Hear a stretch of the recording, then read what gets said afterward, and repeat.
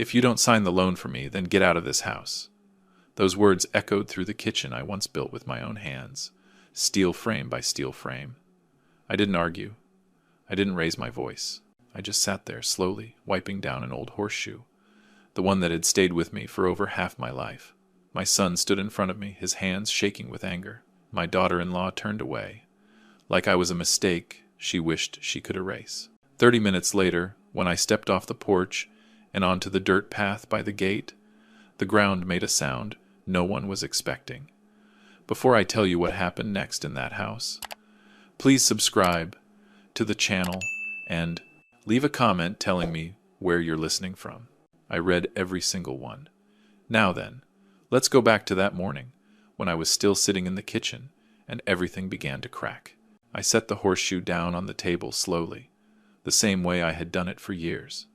In that kitchen, every steel beam, every weld felt more familiar to my hands than any face standing in front of me. And yet that day, I felt like a stranger. Brandon stood across from me, shoulders leaning slightly forward, the stance of someone pushed to the edge, still trying to look in control. On the table lay a thick folder, papers, crooked corners wrinkled like it had just been thrown down. I didn't need to open it to know what was inside. Debt, numbers, a signature, the very things I had avoided my whole life. 500,000, he said, his voice rough. All you have to do is sign. Your name still carries weight. I looked into my son's eyes. There was no trust left there, no respect, just a cold calculation. I reminded him this house didn't appear out of thin air, that I once stood in Pennsylvania wind and snow, raising steel frames with these very hands, that the foundation beneath his feet had been checked by me, down to every millimeter. Brandon let out a dry laugh. You already signed the transfer papers. It's mine now. He didn't say it loudly, but something inside me closed for good. In that moment I understood. To him my lifetime had been reduced to a signature at the bottom of a page, or money, or leaving. Jessica stood by the sink, a coffee mug in her hand, untouched. She didn't look at me. She spoke just loud enough for me to hear. This house needs to be cleaner, and more suitable. There was no outright insult, but I heard every word. I stood up. My knees creaked softly. No one stopped me. No one asked where I was going. I walked to my room, the small one at the end of the hallway, still smelling of old wood and machine oil. I opened the wooden chest. It had followed me from the old forge to this house. Inside, there was no gold, no secret documents, just work clothes, a few faded photos, and an old satellite phone. I picked it up, weighing it in my hand. I hadn't used it in 40 years. When I returned to the living room, Brandon was standing there with his arms crossed. Jessica leaned against a chair, her eyes cold. I didn't explain. I said exactly 5 words, just as I had promised myself. Come get me. Right now. Jessica let out a soft laugh. Brandon shook his head. Who are you calling, Dad? I didn't answer. I lifted the wooden chest and stepped onto the porch. The air outside was colder than I expected. Fog covered the path, like the land itself was trying to hide something. I set the chest down and sat on the step. The watch on my wrist kept ticking, steady as ever. I watched it, minute by minute. Voices drifted out from inside the house. They weren't whispering. They didn't need to. I heard talk of banks, deadlines, about how the old man was finally leaving. I wasn't angry. What I felt was a heavy emptiness, like steel that cools too fast, no longer bendable. 10 minutes passed. 20. Brandon opened the door, looked at me, then turned back inside. How long are you planning to sit out there? I didn't respond. I simply adjusted the chest so it sat straight. 30 minutes. I knew I wasn't wrong. The moment the second hand reached its mark, the air changed. First, a faint vibration under my feet, then a deep sound, low, steady, unhurried. The dirt road by the gate was used to pick up trucks and tractors. That day it welcomed something else. The fog tore apart in layers. Dark metal slid past the trees. The vehicle stopped slowly, as if it didn't want to disturb anyone. The door behind me flew open. I heard a sharp inhale. Brandon stepped out and froze. Jessica wasn't smiling anymore. No one spoke. I stood up. My back was straighter than before, not because of the vehicle, but because I knew. From that moment on, every ultimatum they had given me no longer mattered. I didn't turn back to look at them. I lifted the wooden chest and stepped off the porch. Inside me, there was no victory. Only one quiet thought. Some things take a lifetime to build, but it only takes one sentence to reveal who the people inside truly are. I walked slowly toward the gate, the wooden chest brushing against my leg each time I paused. Behind me, I could feel their eyes, heavier than the fog, swallowing the path. No one called me back. Maybe they still thought that vehicle was a mistake, or some pointless display I had no business being connected to. The vehicle came to a full stop. The engine shut down, leaving a silence so deep I could hear dry leaves being crushed under the tires. The rear door opened first. No rush, no noise. 3 men in dark suits stepped out and lined up. They didn't look around. Their eyes locked onto me, as if I were the only fixed point left in that space. I heard Brandon swallow hard behind me. Jessica stood close to the porch, fingers gripping the edge of her coat. I didn't turn around. I had turned back enough times in my life. Then another man stepped out slower than the rest.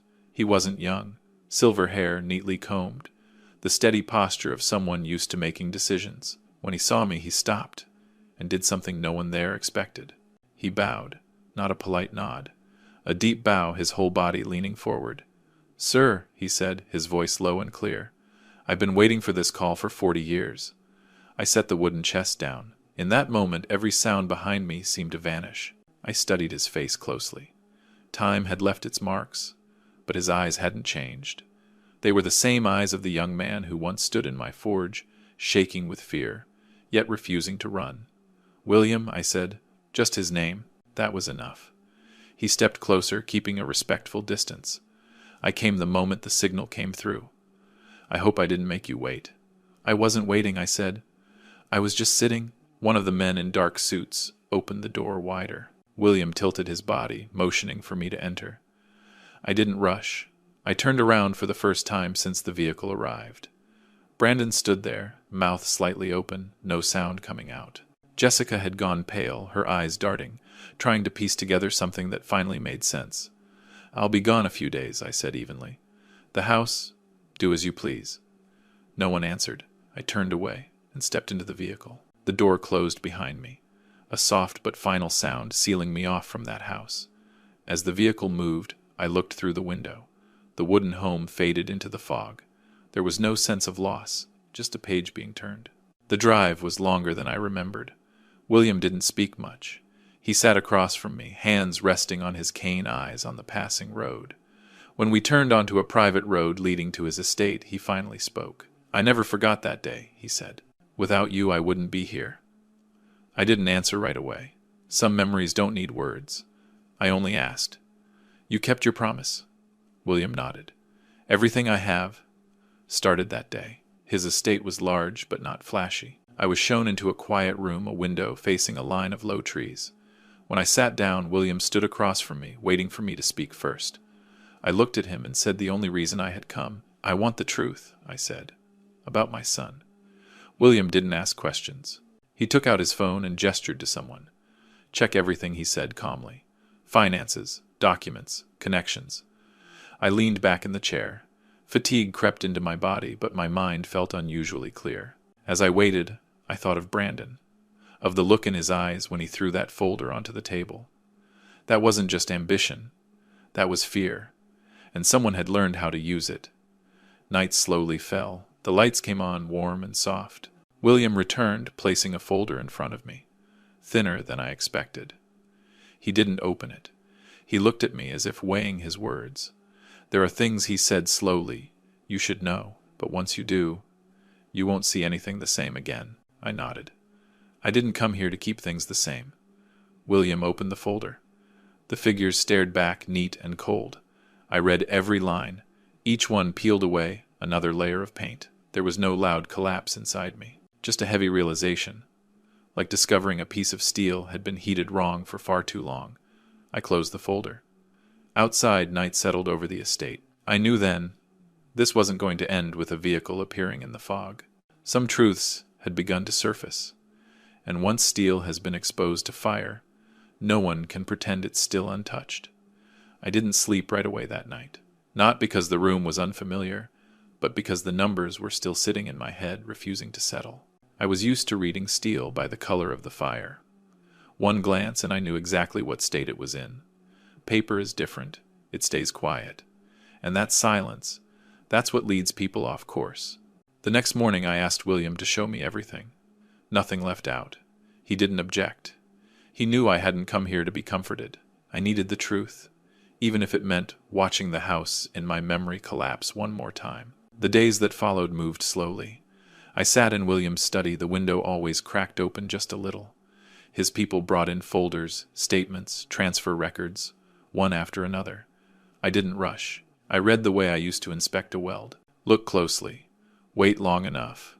Ignore nothing. Brandon hadn't failed because of the market. That became clear early on. His early transactions were steady.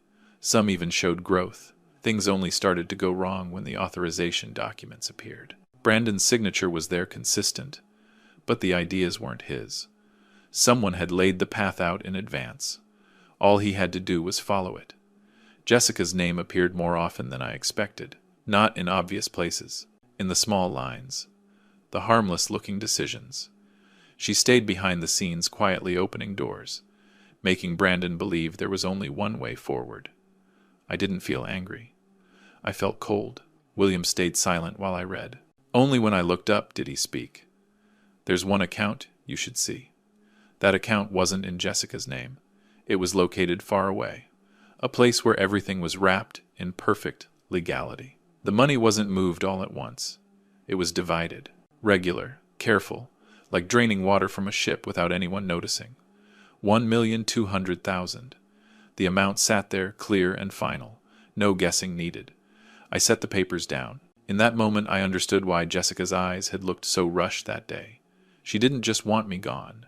She needed me removed from every calculation. What kept me quiet longer was the name at the end of the transaction chain.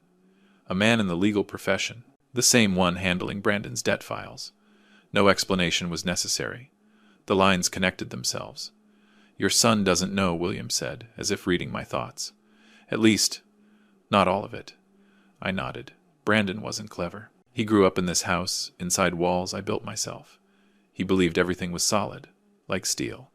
He didn't realize some things don't need force to break, just patience. There was one more detail, one that made me read the notes several times.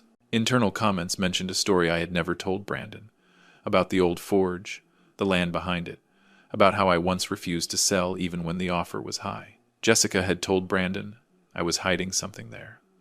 Not bank money, but real value. A reserve only I knew about. She planted the idea slowly, enough for suspicion to grow, then disappointment, then anger. When I refused to share, I closed my eyes. I remembered Brandon as a boy sitting by the forge in the evenings asking endless questions. I hadn't hidden anything. I simply never taught him to chase what I never valued. William stood and walked to the window. "How do you want to handle this?" I didn't answer right away. I thought about that morning in the kitchen, the folder thrown onto the table, the ultimatum. Brandon hadn't spoken those words out of hatred. He said them because he believed I had betrayed him first. "I won't expose everything yet," I said. "Not now." William turned back surprised. "You're sure?" "I'm sure," I replied. "If you bend steel while it's cold, it snaps. I need it to pass through fire." He didn't ask more. He understood I wasn't looking for quick punishment. I wanted Brandon to see the whole picture, at the right moment, when no one was left to shield him or guide him. That afternoon I sat alone. No papers, no numbers. I asked myself something I never had before. What did I miss while raising my son? Was it my silence, my principles, that left room for someone else to step in? When the sun set, William returned with one last piece of information. Brandon was being forced to sell the house. There were no other options left. Debts were coming due. The people behind them were losing patience. I nodded. There was no confusion left in me now. Everything had taken shape. I knew the next step couldn't be avoided. And this time, I wouldn't be sitting on the porch waiting. I would step into the place where everything was being priced, to remind them that some things cannot be sold just because someone believes they own them. I arrived at the auction before the announced time, not to get a seat, but to see clearly the place where they were preparing to weigh that house like an object. The building wasn't large. White lights, The smell of paper mixed with metal.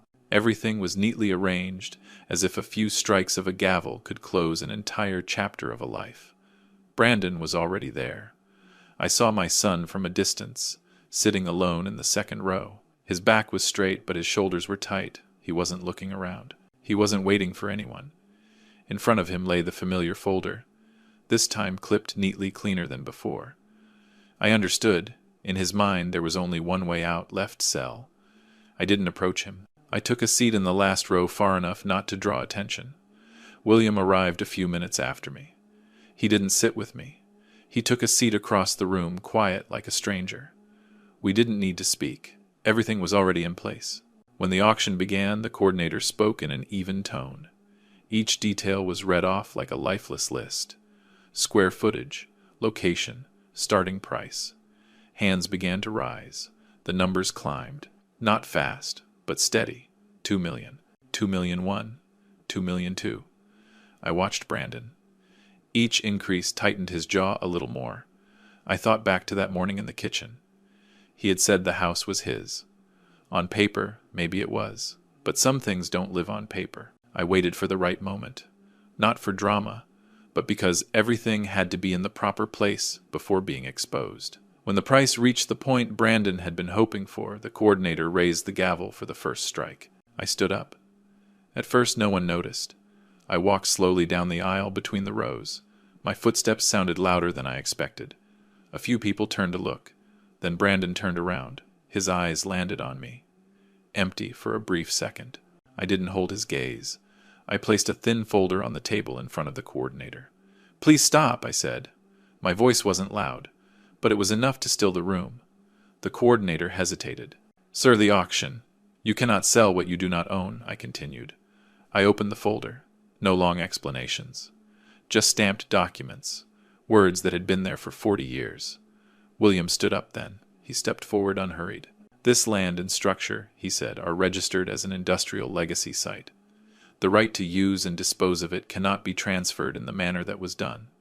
Murmurs spread through the room. The coordinator skimmed the pages, his face draining of color. Brandon jumped to his feet. "That's impossible," he said, his voice breaking. "I transferred it." "I know," I said, turning to him. "But you signed away something you never had the right to transfer." There was no anger in me at that moment, only fatigue. I looked at my son and saw the confusion clearly. No one was pulling him now.